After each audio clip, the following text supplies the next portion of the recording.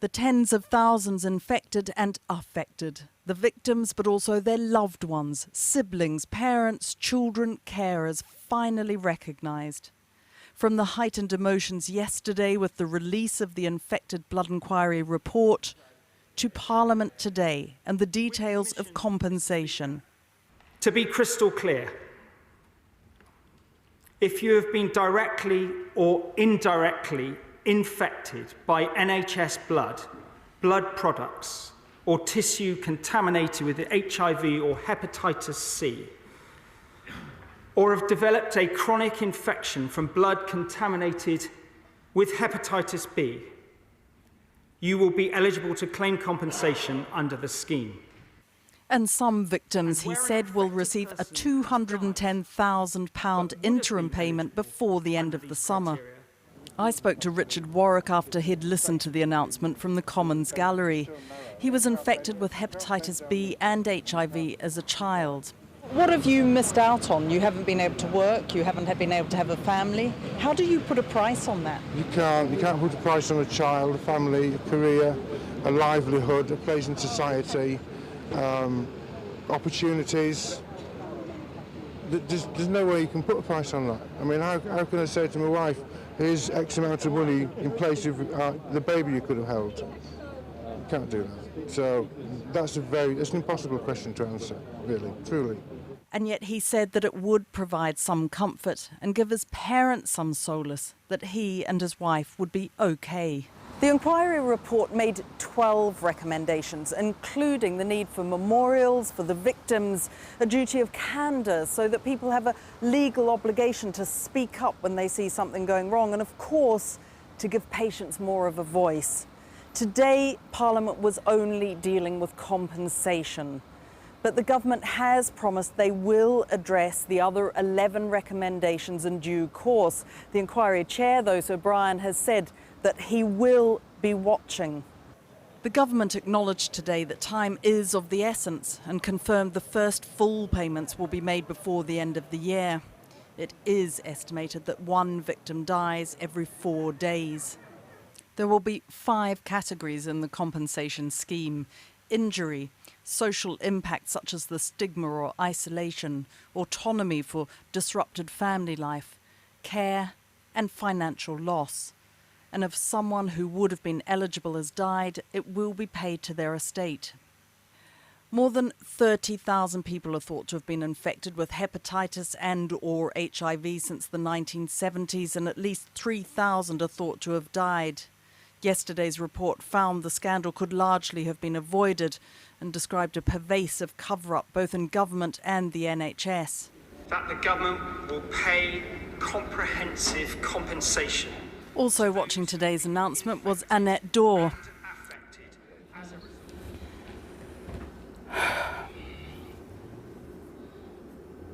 It doesn't bring my mum back. Her mother, Rosadine, moved to the UK from St Kitts and died in 1997 at the age of 54 after contracting hepatitis through a blood transfusion. You know, when my mother came to the UK, she was excited, I guess, and, you know, the first profession that she went into was nursing.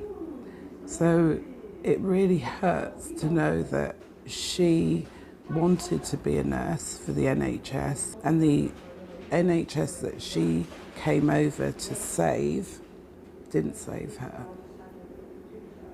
They didn't save her. The government would not be drawn on the final amount of compensation, and some of the victims and families today reserved judgment, saying more details were needed and a promise that the scheme would not be bureaucratic and overcomplicated. Victoria MacDonald. Well, with me now are 2 women who were infected with contaminated blood. Kaz Chalice received several blood transfusions as part of her cancer treatment and was diagnosed with hepatitis C in 1993. And Jo Vincent was infected with hepatitis in 1988 and she was given a blood transfusion after the birth of her daughter. Thanks, both of you, for coming in. Yesterday, an official acknowledgement that what happened to you had been part of what the chair of the inquiry called a pervasive and chilling cover-up. Today, the government has moved to pay the price for its role in that cover-up. Joanne Vincent, what did you make of today, the announcement of the compensation?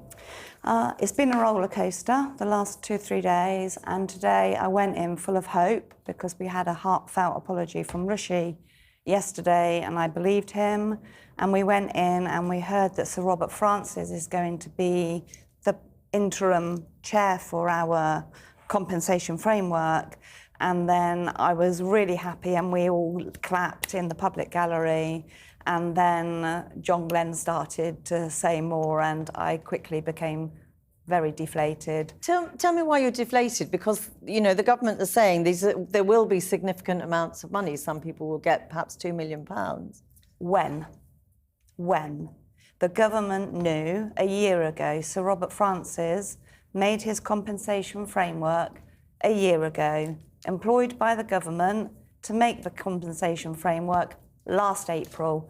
The government, John Glenn, today should have been ready, feet on the ground, off. So it's a question of trust here for you, because they have given deadlines, 90 days of interim payments by the end of the year for full payments. 90 days from the summer, and you're there and it's working it all out. 90 days.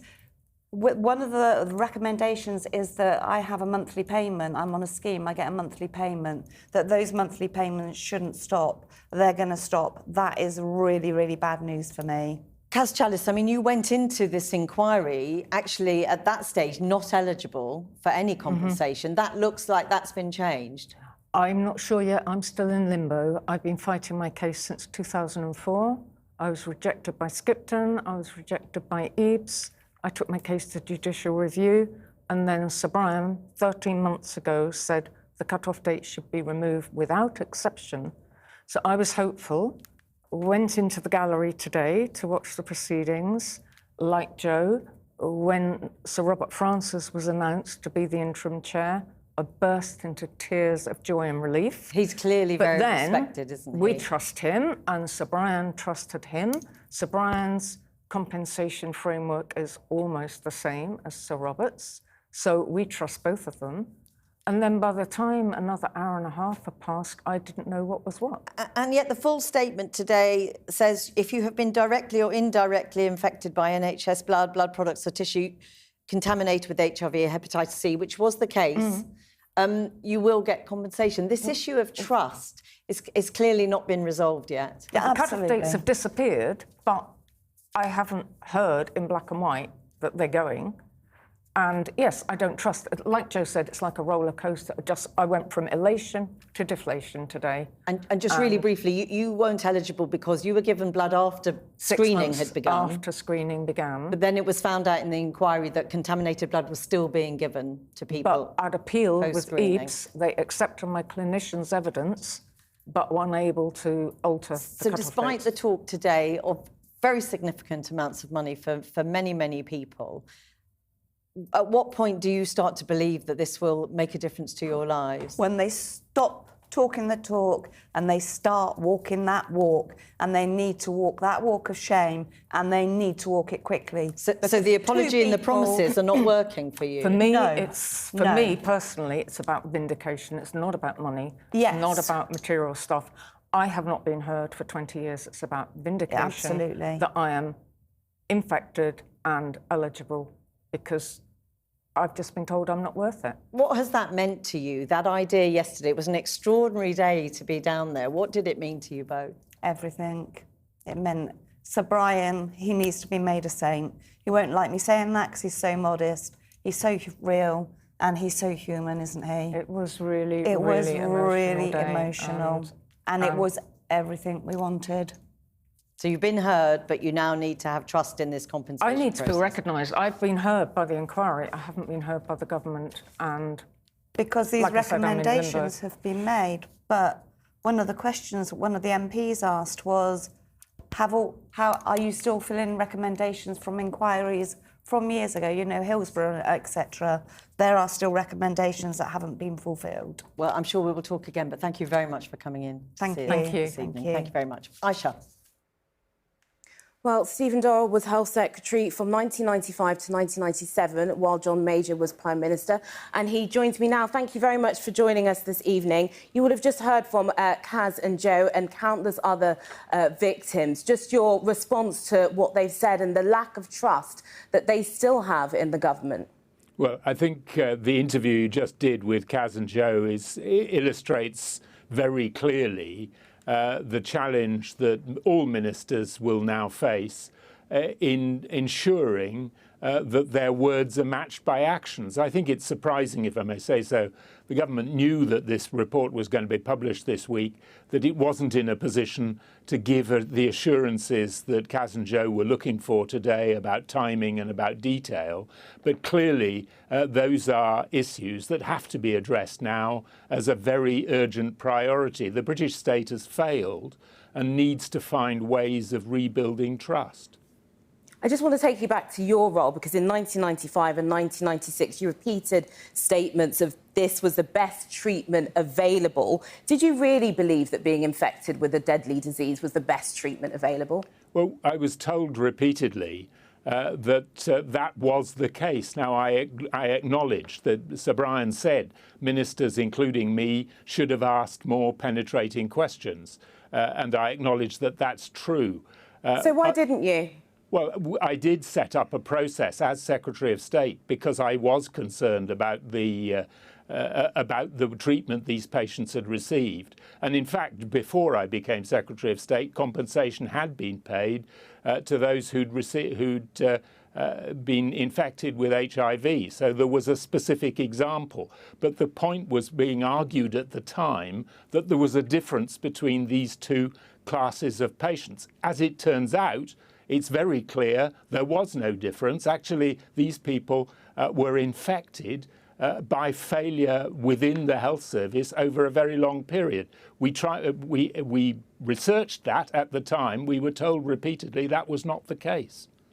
Now, Sir Brian said this was a disaster, not an accident. It happened because those in authority, that includes you, did not put patient safety first. How much responsibility do you take away from this? Well, by the time I became Secretary of State, actually the treatment, the wrong treatment had ceased to apply. The corrections had been made. So the question for me as Secretary of State was, should we pay compensation? I was very clear. If there was demonstrated fault, then compensation clearly is payable. And that's the decision that's been announced by John Glenn today. But at the time, the argument was being maintained very strongly that this was the best available treatment at the time. So on that basis, we didn't pay compensation at that time.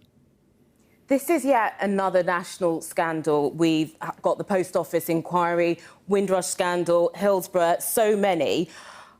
It takes an inquiry to get to the bottom of this. No one is held accountable at all. Who do you think should be held accountable? Well, clearly, I'm sitting here because I was a Secretary of State that passed through the department during the years in question. I hold myself accountable. And when Rishi Sunak says that this was shaming for the British state, it's shaming for those of us who were responsible for those decisions at the time. What we need to ensure is that we get better at asking difficult questions of ourselves at difficult times. That's true in the health service. It's true across other aspects of the British state, as you described quite correctly. And just last question. Victims are calling for Ken Clarke's peerage to be handed back. You served with him. What do you think should happen? Well, I don't think that personalising it to individuals in that way is probably helpful. What I think is important is, first of all, where there are individuals who quite clearly were personally at fault or, in the worst cases, guilty of criminal offences, then clearly those individuals should be held to account. What is also important is that our processes are made more transparent and that we're better, as I said, at asking the difficult questions and finding the answers. Stephen Dorr, thank you very much for your time this evening. Thank you.